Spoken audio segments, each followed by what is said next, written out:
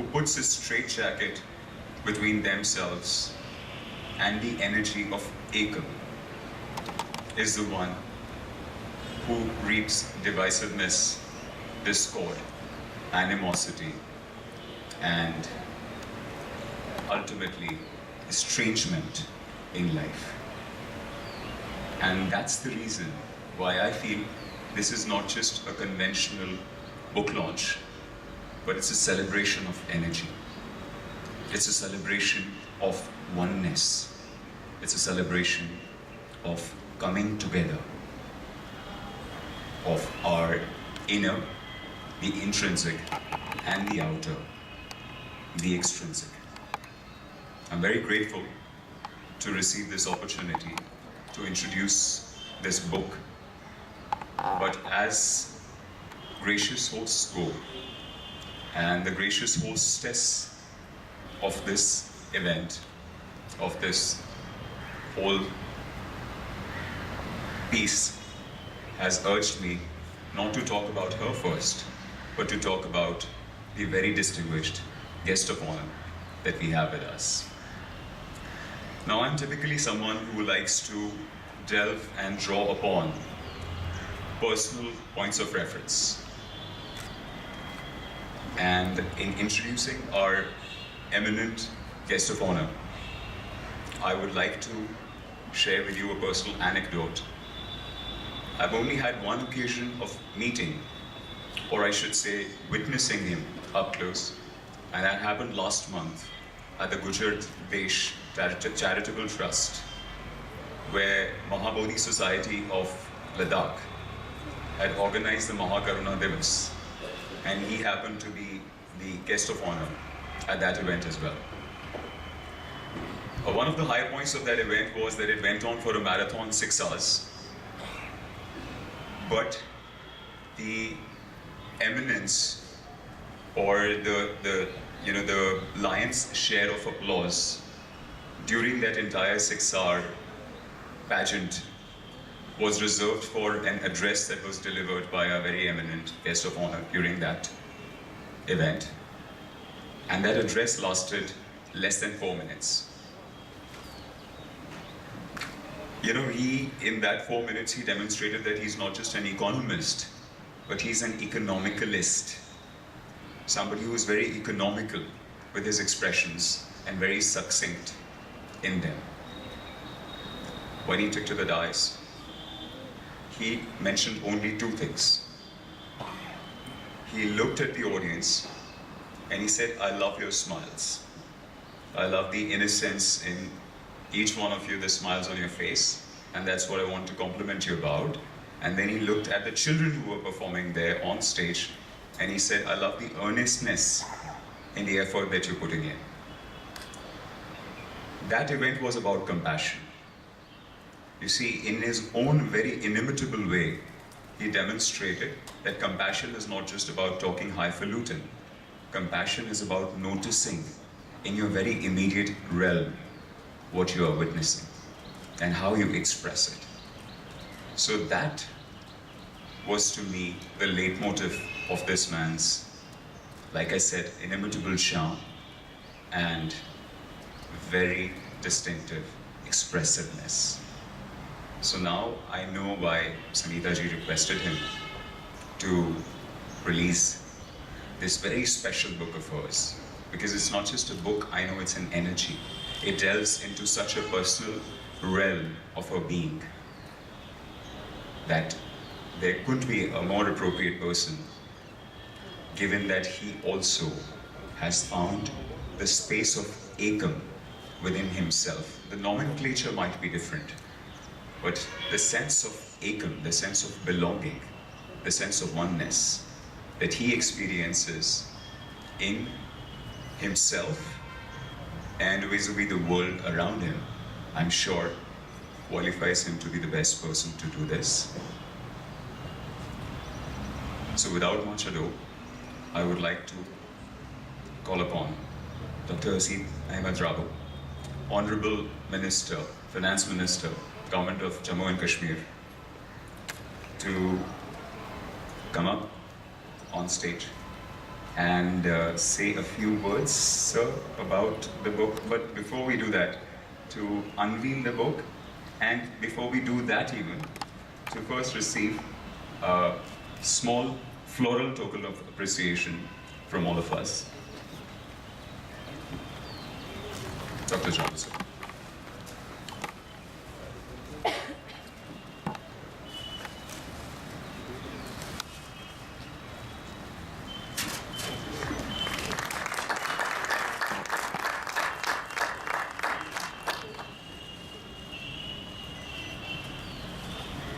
Clearly, I'm not someone who stands on ceremony much.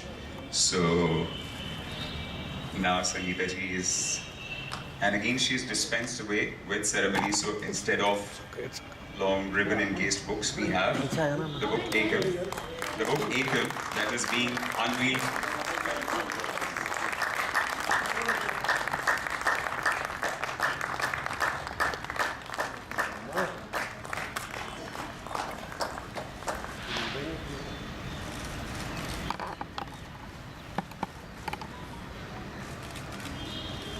It's a very unique book in the sense that it has coffee table compilation of Dal Lake.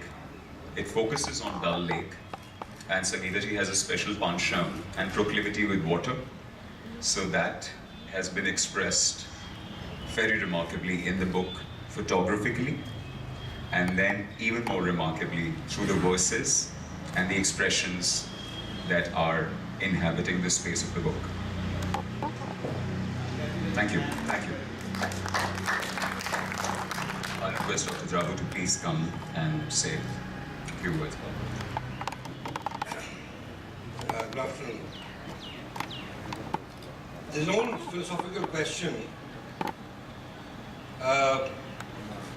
which has been debated over many centuries perhaps, which is very simple in some ways, but yet very complicated in its own way. The question is it the painter that makes the painting great, or is it the painting that makes the painter great? Was, for instance, because Leonardo da Vinci painted it that Mona Lisa became what it is, or was it because he painted Mona Lisa that he became what he became?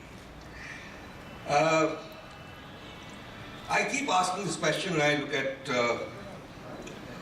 Ms. Sangeeta Gupta's work. I have known her for some time.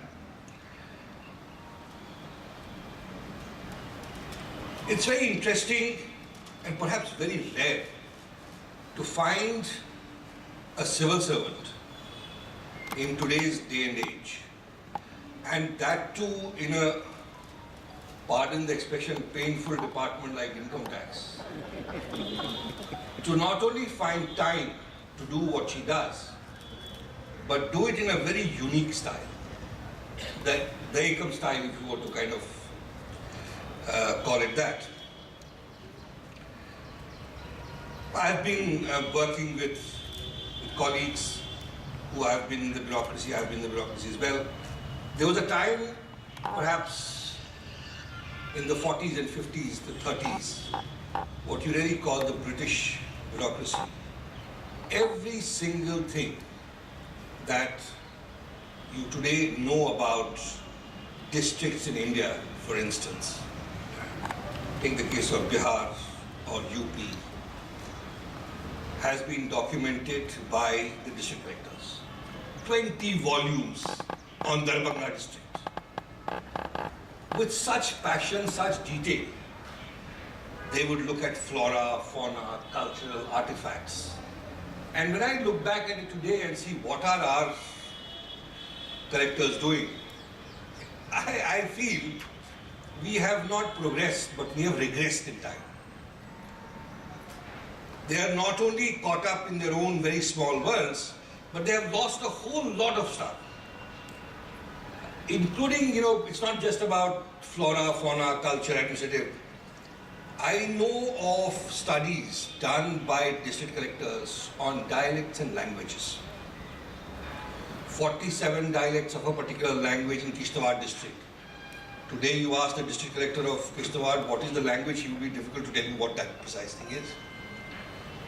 in that kind of an administrative milieu, in that kind of an environment, I have absolutely no hesitation. I say it with absolute honesty. It's a wonderful, it's a great pleasure to have someone like Gupta here who's done such remarkable work. And when I went for an exhibition in Delhi, I think it was in Delhi House, I am very uninitiated to arts and paintings and all.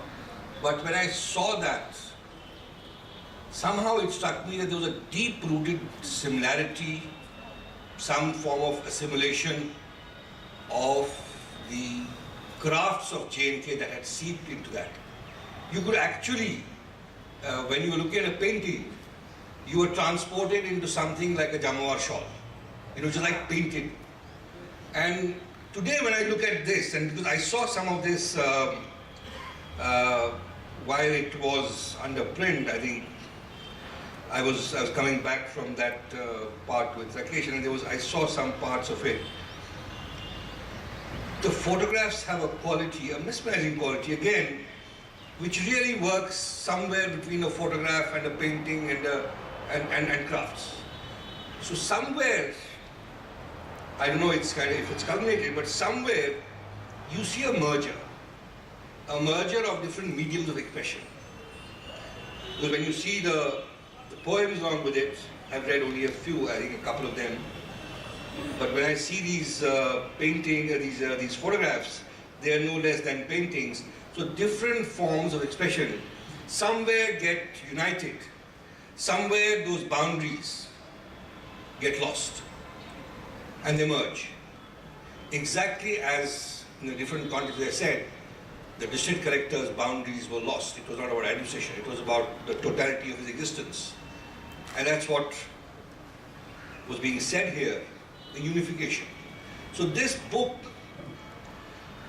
does operationally also reflect what it sets out to understand.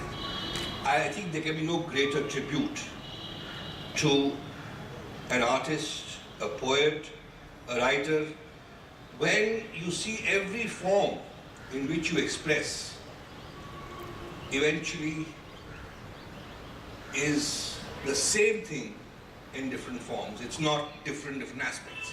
And it's a very hard thing to achieve. And to do so while you are working in an area like J&K is even more critical for a couple of reasons. One, I think our entire social fabric has been damaged and there is need to kind of rebuild it.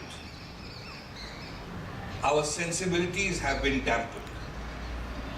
Again, we are not able to see the same thing. We are not able to appreciate the smaller, nicer things of life. We've been caught up not just in a material, but also in social conflict, whereby these sensibilities that come out in these forms get dampened.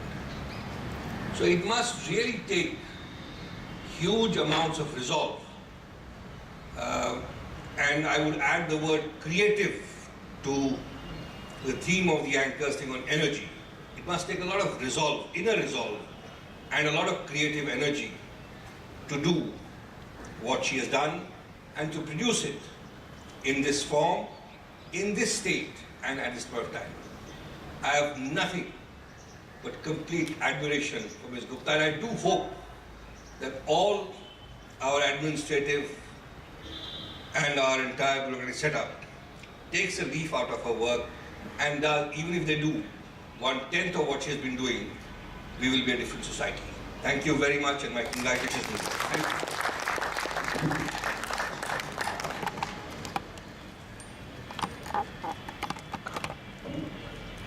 Thank you, sir, for adding energy to the creativity, as you have so beautifully put it.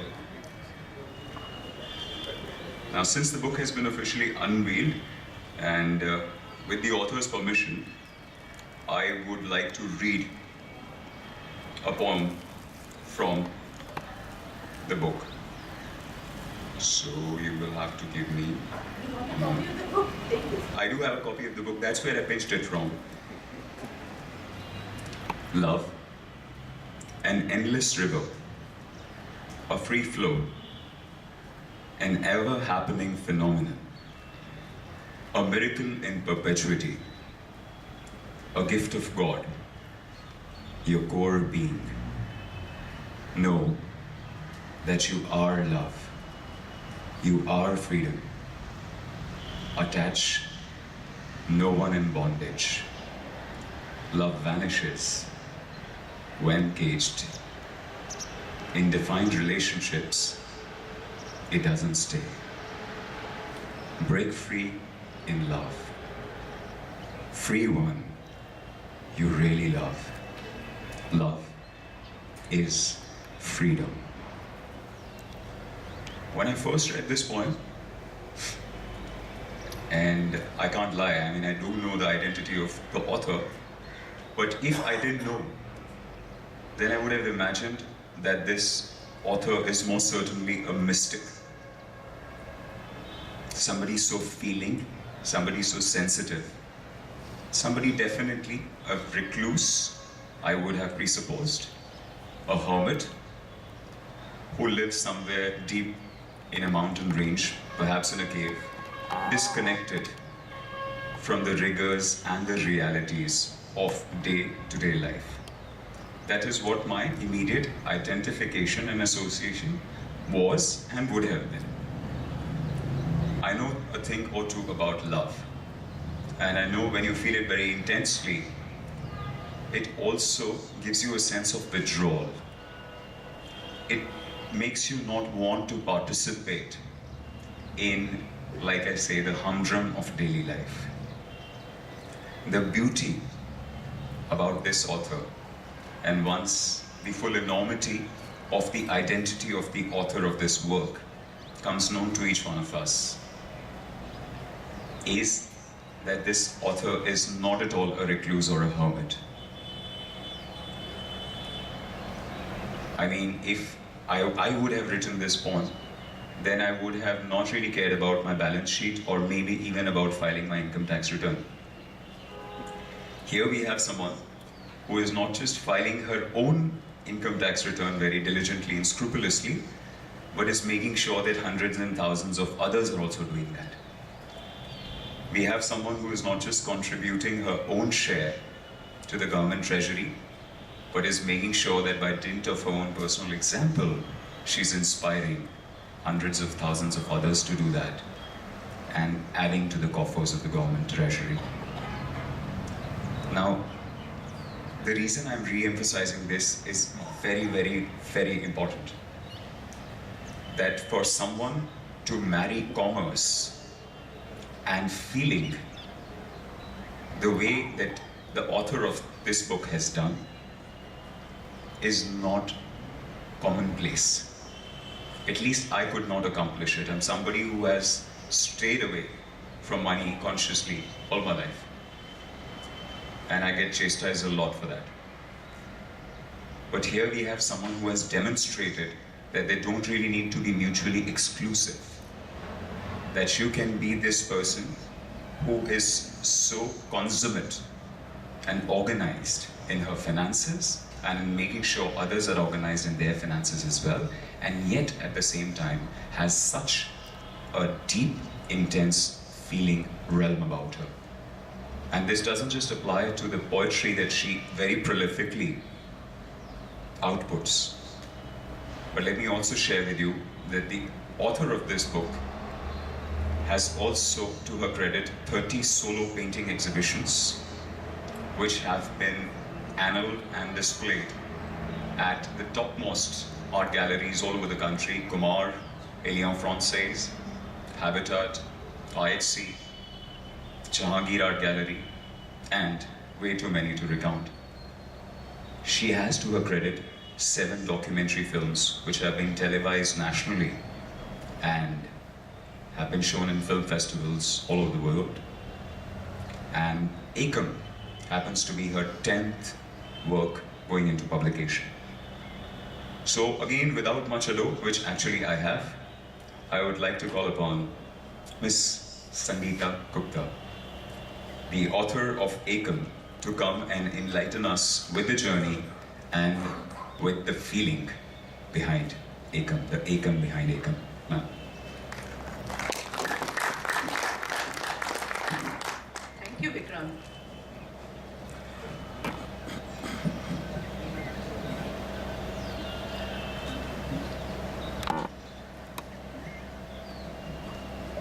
I'm standing here with mixed feelings. Somehow, when I came here, I thought my promotion will come in a year's time. It didn't come. But I'm not disappointed about that, because the kind of affection and love I got here, the kind of mental space I got here to write my poetry, I feel that I'm part of Jammu and Kashmir. I don't know.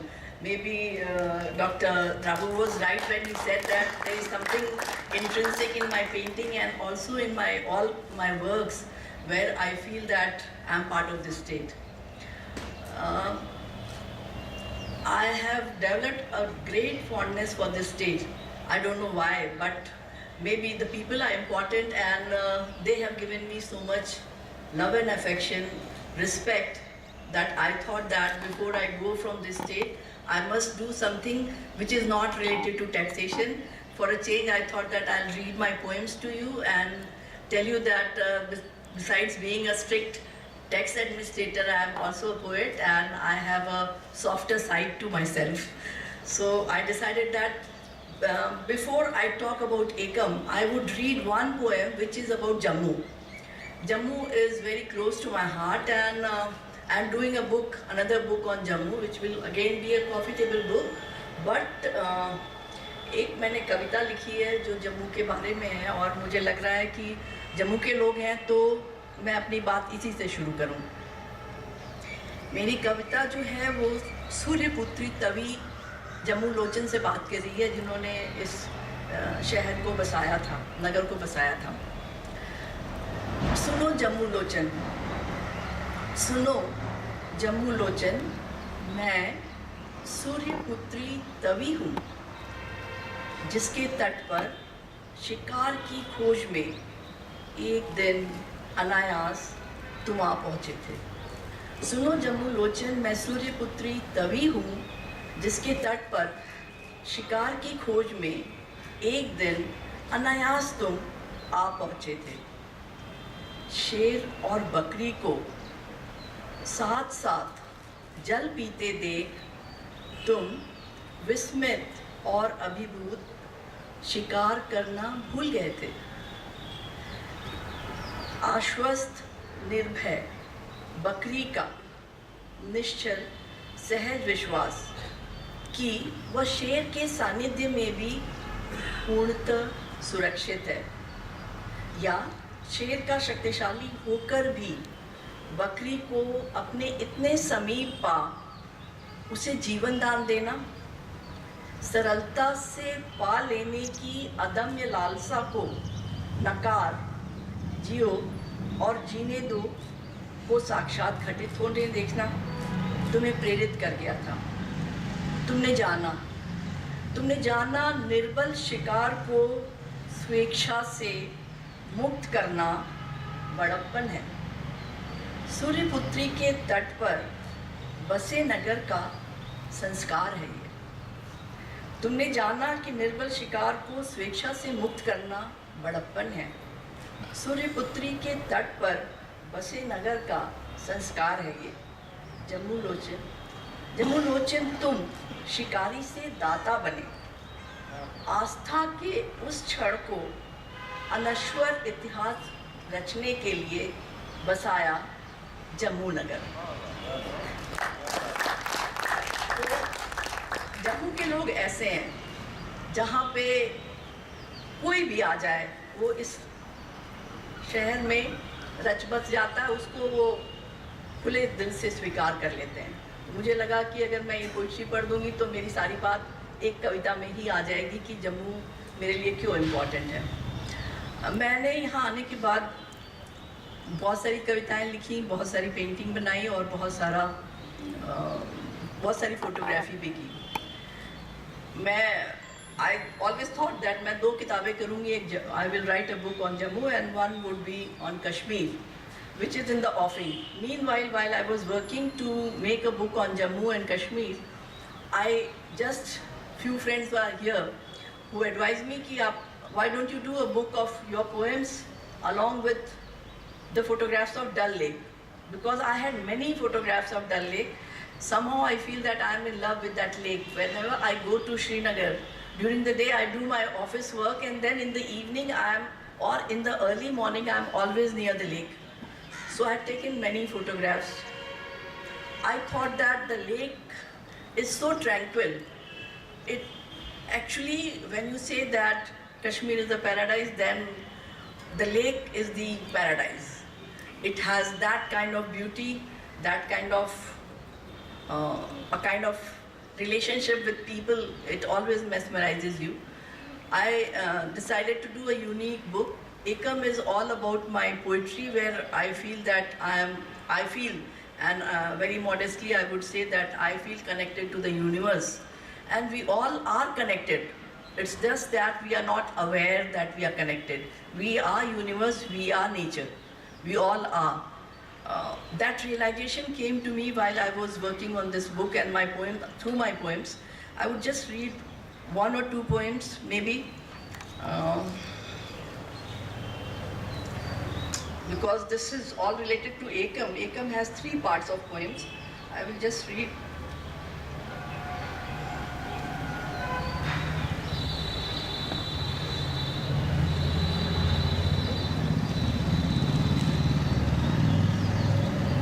These are simple poems, but they are related to how you conduct your life and how you should live. Each day is gifted to you, one at a time. Celebrate it. Each day is gifted to you, one at a time. Celebrate it. Yesterday night you died to be reborn, just for a day. Life never gives you a tomorrow, so live each day to the fullest. Promise yourself you will live for the day. I will read 2 more poems.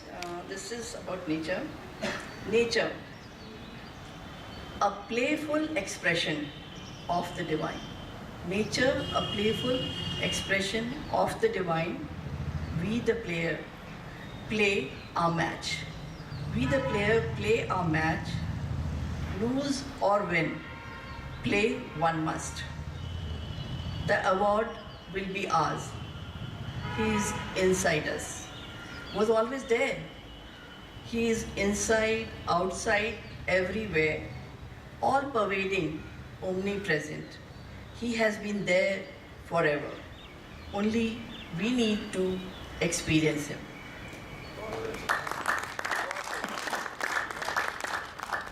The last poem of the book is very dear to me, where I intend to say that we all have light inside us. Turn on your light. Turn on your light. Dispel the darkness within. Be your own lantern.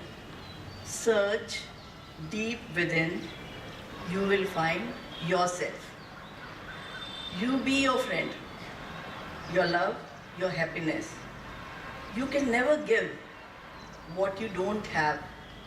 First, find yourself, and then give yourself to love, to him. Thank you.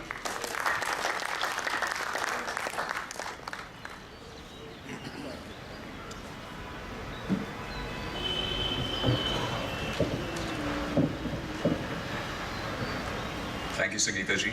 We definitely, most of us got to see a much softer side of you, a very mellifluous side of you. Now moving on to a very entertaining segment of this event. Again, I have an anecdote to share, which actually Sangeeta ji had shared with me about this gentleman who is now going to come up on stage post I'm done and regale us with his musical performance. She had actually said that she was the guest of honor at an event, a literary event, and a gentleman came up to her. He was very intrigued by the fact that she's a poet, and he offered to musically render her poems into song pieces. Now, she and I share a common quality that we don't get surprised. I think both of us share this common trait that we are beyond being surprised thanks to the Ekamness that we are perpetually connected to. But that was the closest she herself got to being startled, because she hadn't ever imagined that her poems could be rendered into music pieces. Now, I have written film songs. I've made a movie and I've written the lyrics of that movie, so I know how songs are created. They're consciously created. There's a meter that is set. There's a certain poetic timbre that has to be followed, a tone and a pitch that has to be followed for the lyricality to flow through. Sangeeta ji obviously hadn't done any of that. But still this man was adamant, and he said that I'm going to give me, I think 10 days or 15 days is whatever he asked her for, and then those 10-15 days later, he turns up and he had done two things. He had translated those poems from Hindi into Dogri. That's the first thing he had done very marvelously. And second, he had prepared beautiful song pieces of those free verses, as he likes to call them, which actually till date is, as Sangeeta ji told me, is one of the best gifts that she could have been given. And when I first heard, she made me go through a YouTube clip of what he had made, I was amazed myself. So now I would like to invite on stage with his troupe, Mr. Brij Mohan, and three very gorgeous and very capable singers who are going to regale us with adaptations of three poems from Sparsh Ke Gulmohar. These poems